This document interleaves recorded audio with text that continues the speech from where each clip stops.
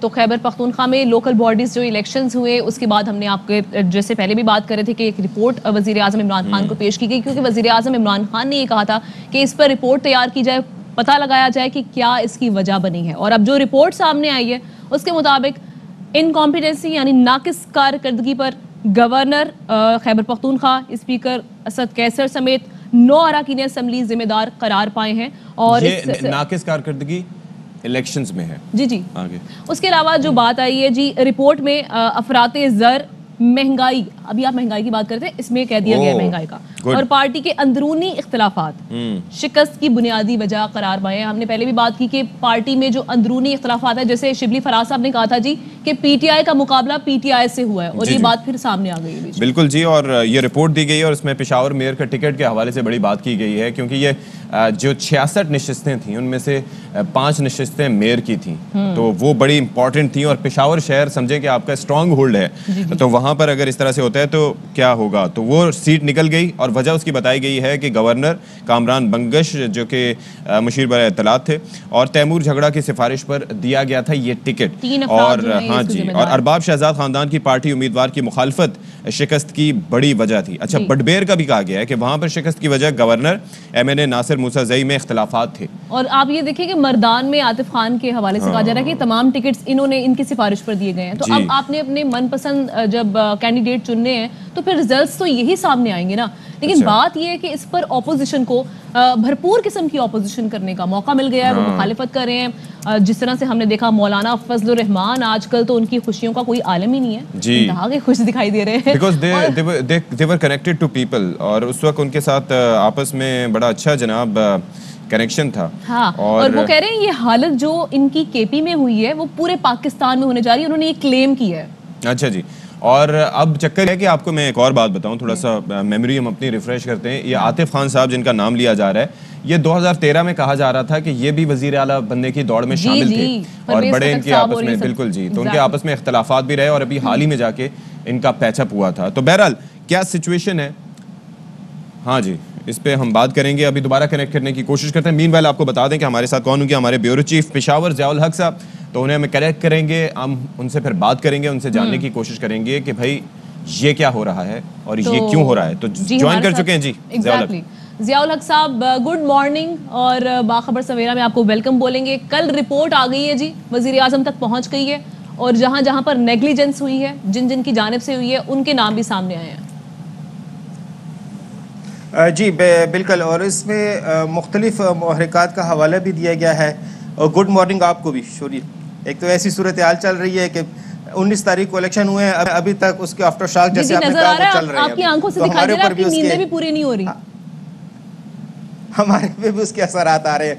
तो आप दोनों को भी गुड मॉर्निंग। और दूसरा ये कि ये रिपोर्ट तो पेश कर दी गई है, और इस रिपोर्ट में उन महरक़ात का हवाला दिया गया है जिनकी वजह से पार्टी को वो कामयाबी हासिल नहीं हो सकी जिसकी पार्टी तवक्को की जा रही थी। हालांकि जो पार्टी का वोट बैंक देखें तो वो 84,000 है, जो कि जमीयत उलमा इस्लाम के 83,000 से 1,000 ज़्यादा है, लेकिन कैंडिडेट को वोट नहीं पड़ा। अच्छा, इस 84,000 में वो वोट शामिल नहीं है जो कि इंडिपेंडेंट तौर पे लोगों ने लड़ा है। PTI के उम्मीदवार थे और PTI के रहनुमा थे, लेकिन उन्होंने इंडिपेंडेंट तरीके से लड़ा, तो वो वोट बैंक अभी इसमें शामिल नहीं है। ठीक है। तो ये एक इसमें जिस तरीके से बताया गया है कि पार्टी के अंदर चपकलिश है। अब जैसे गवर्नर खैबर पख्तूनख्वा शाह फरमान और नासिर मूसा जई जो MNA है, और वो मुस्लिम लीग नून से 2018 में मुस्लिम लीग नून के सेक्रेटरी इत्तलात थे सूबाई। अच्छा, और उन्होंने मुस्लिम लीग नून छोड़कर 2018 में फौरन जो है तो PTI ज्वाइन कर ली थी। अब उनके माबेन बडबेर में जो सूरत हाल थी, तो वो ये कह रहे थे कि इनको जो है पेस्को का यहाँ पर एक कमेटी होती है पार्लिमानी, उसका सरबराह बनाया गया।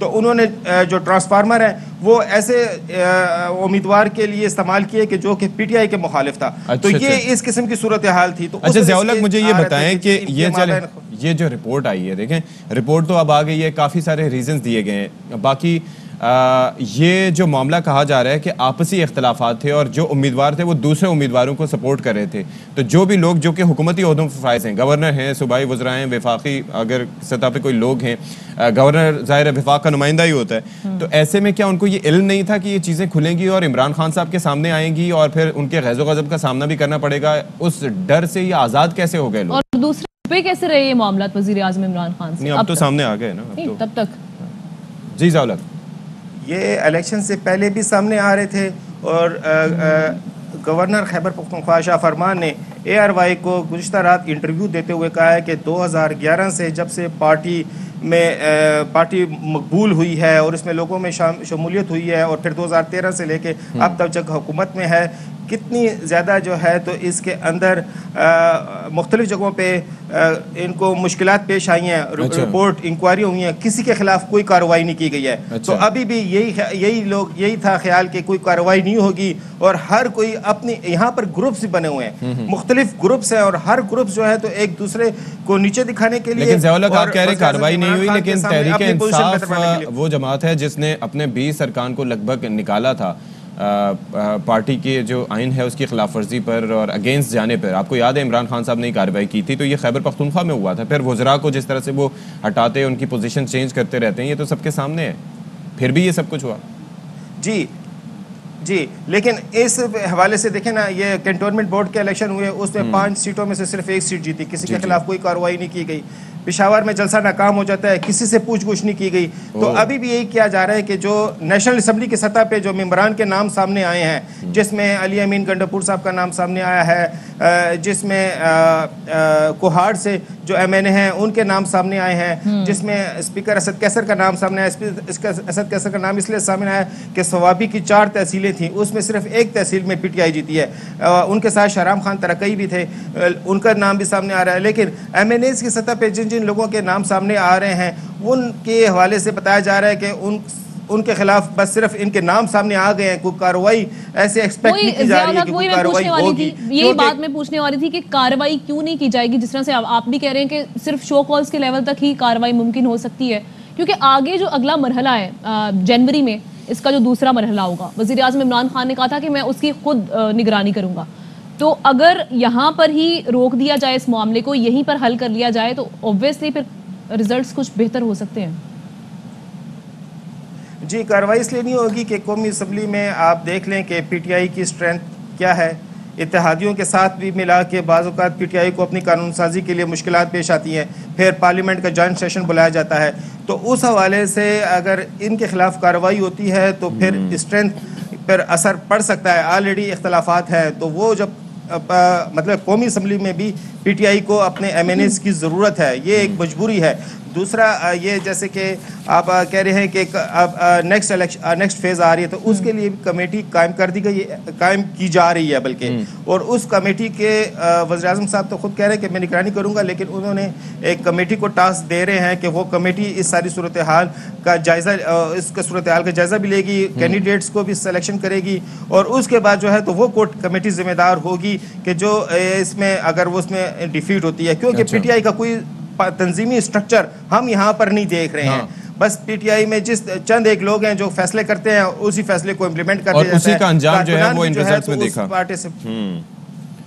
कि वो इमरान खान से नाराज नहीं है, लेकिन वो जो सूबाई क़यादत है उससे सख्त नाला है, और उसकी वजह से हमने जो रिजल्ट देखा वो KP में ऐसा देखा। बहुत शुक्रिया, बल्कि शुक्रिया जी ज़ियाउल साहब, आपने तफसीलन तमाम तर सूरत हाल से हमें आगाह किया, रोशनी डाली, और ये कंसर्न तो ज़ाहिर मौजूद है, महंगाई के एस्पेक्ट है, लेकिन उसको वो सबसे आखिर में देख रहे हैं। एक और चीज़ है, जिस तरह अभी ज़ियाउल हक साहब कह रहे थे कि जो कुछ खास कार्रवाई नहीं होगी, उसकी वजह ये है कि कौमी असम्बली में जो स्ट्रेंथ है वो ऑलरेडी इस तरह से मामला चल रहा है, हो जाएगी। लेकिन द थिंग इज सती कि अगर इस मामले को यहाँ ना रोका गया, ऐसे भी तो आपके जो जनरल इलेक्शंस हैं, क्योंकि ये इलेक्शंस तो तैयारी है ना उनकी, तो वो हाथ से निकल जाएंगे। बिल्कुल ऐसा ही है, क्योंकि अभी से सोचना होगा, अभी से देखना होगा, और जाहिर है कि इम्पैक्ट इसका क्या जाएगा। कि आप लोग थोड़ा सा ध्यान दें इस पर, या अपने इख्तलाफात मिटाएं या खत्म करें, नहीं, लेकिन एक और चीज भी है कि अगर अभी ज्यादा सख्ती करेंगे तो अभी जो दूसरा मरहला है उसमें जो उम्मीदवार खड़े हैं उनके ऊपर क्या इम्पैक्ट जाएगा, वो जाहिर है वो मजीद या तो ज्यादा बागी हो जाएंगे या फिर वो बैठ जाएंगे, तो बड़ा टैक्टफुली डील करना होगा। लेट्स सी कि किस तरीके से किया जाता है। लेकिन अच्छा जी, अब चैलेंज तो है। हाँ, चैलेंज है। अब अहम तरीन खबरें अब एक क्लिक की दूरी पर, आपके पसंदीदा टॉक शोज हों या अहम मुल्की या गैर मुल्की शख्सियात की न्यूज कॉन्फ्रेंसेस, हर लम्हा बाखबर रहने के लिए सब्सक्राइब करें हमारा YouTube चैनल। मौसम की सूरत हाल हो या खेल के मैदान से खबरें, अपने मोबाइल फोन से मुल्की और बैनुल-अक़वामी अहम खबरों तक रसाई के लिए डाउनलोड कीजिए मोबाइल ऐप। बावसूख ज़राए से मुसद्दिका खबरों, तज्जियों और तबसरों से मुस्तफीद होने के लिए विजिट कीजिए पाकिस्तान की सबसे बड़ी न्यूज वेबसाइट www.arYnews.tv। इन सब के अलावा पाकिस्तान का सबसे बड़ा फेसबुक पेज हो, सबसे बड़ा न्यूज इंस्टाग्राम अकाउंट या फिर ट्विटर, ARY न्यूज पहुंचा रहा है खबरें सबसे पहले आप तक, ताकि आप रहें हर लम्हा बाखबर।